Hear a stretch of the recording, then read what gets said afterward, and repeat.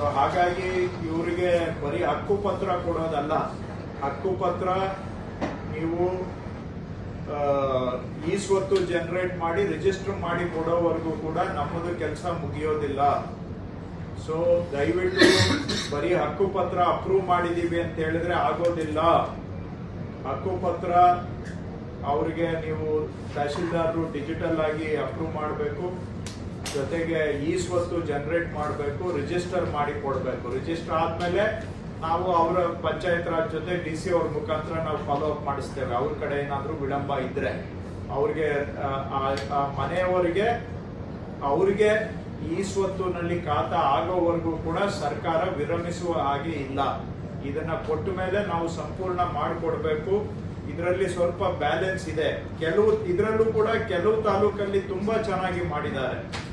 Already ನಮ್ಮ ರಾಜ್ಯದಲ್ಲಿ ನಾವೇನು 1,11,000 ಕೊಟ್ಟಿದ್ದೇವೆ, ಅದರಲ್ಲಿ ಆಲ್ಮೋಸ್ಟ್ 80,000 ಮನೆಗಳಿಗೆ ಈ ಸ್ವತ್ತು ಜನರೇಟ್ ಆಗಿದೆ. ಇದು ಬಹಳ ಒಳ್ಳೆ ಪ್ರೋಗ್ರೆಸ್. ಸುಮಾರು ಅಧಿಕಾರಿಗಳು ಒಳ್ಳೆ ಕೆಲಸ ಮಾಡಿದ್ದಾರೆ. ಒಂದು 20-25 ತಾಲೂಕಲ್ಲಿ ಇದು ಪ್ರೋಗ್ರೆಸ್ ಕಡಿಮೆ ಇದೆ.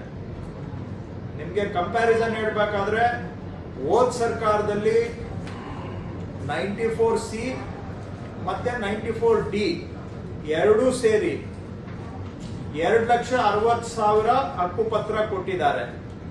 ಅದರಲ್ಲಿ ಬರೀ 10,000 ಮಾತ್ರ ಈ ಸ್ವತ್ತು ಜನರೇಟ್ ಆಗಿದೆ. 2,60,000ದಲ್ಲಿ ಬರೀ 10,000 ಜನರೇಟ್ ಆಗಿದೆ.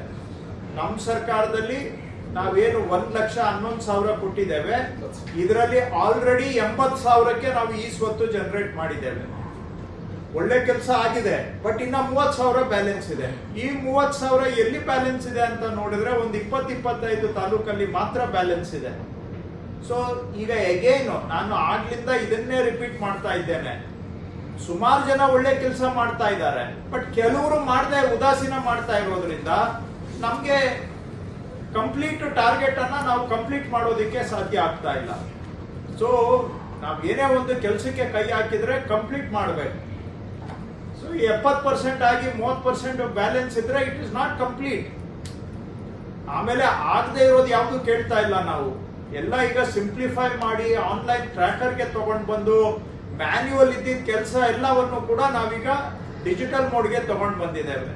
ನೀವೇನ್ ಇದನ್ನ ತಹಶೀಲ್ದಾರರಿಂದ ಮತ್ತೆ ನೀವು ಫಿಸಿಕಲ್ ಆಗಿ ಫೈಲ್ ಅನ್ನ ರಿಜಿಸ್ಟ್ರೇಷನ್ಸ್ಗೆ ಕಳಿಸಬೇಕಾಗಿಲ್ಲ, ಅಲ್ಲಿಂದ ಪಂಚಾಯತಿಗೆ ಫಿಸಿಕಲ್ ಆಗಿ ಕಳಿಸಬೇಕಾಗಿಲ್ಲ. ಎಲ್ಲ ಇಂಟಿಗ್ರೇಟ್ ಮಾಡಿದ್ದೇವೆ. ತಹಶೀಲ್ದಾರ್ ಕಚೇರಿಯನ್ನ ರಿಜಿಸ್ಟ್ರೇಷನ್ ಇಲಾಖೆ ಜೊತೆ ಇಂಟಿಗ್ರೇಟ್ ಮಾಡಿದ್ದೇವೆ. ರಿಜಿಸ್ಟ್ರೇಷನ್ ಇಲಾಖೆ ಅದನ್ನ ಪಂಚಾಯತಿ ಜೊತೆಗೆ ಇಂಟಿಗ್ರೇಟ್ ಮಾಡಿದ್ದೇವೆ. ಆನ್ಲೈನ್ ಅಲ್ಲೇ ಫೈಲ್ ಮೂವ್ಮೆಂಟ್ ಆಗುತ್ತೆ. ಎಲ್ಲೂ ಕಳೆದೋಗ್ಲಿಕ್ಕೆ ಸಾಧ್ಯ ಇಲ್ಲ. ಏನೋ ಇಷ್ಟಿಷ್ಟಪ್ಪ ಒಬ್ಬೊಬ್ಬರದು ಹಕ್ಕುಪತ್ರ ಟಪಾಲು ಕಳಿಸುವ ಅವಶ್ಯಕತೆ ಇಲ್ಲ. ಟಪಾಲ್ ಸಿಸ್ಟಮ್ ಅನ್ನೇ ಬಂದ್ ಮಾಡಿದ್ದೇವೆ.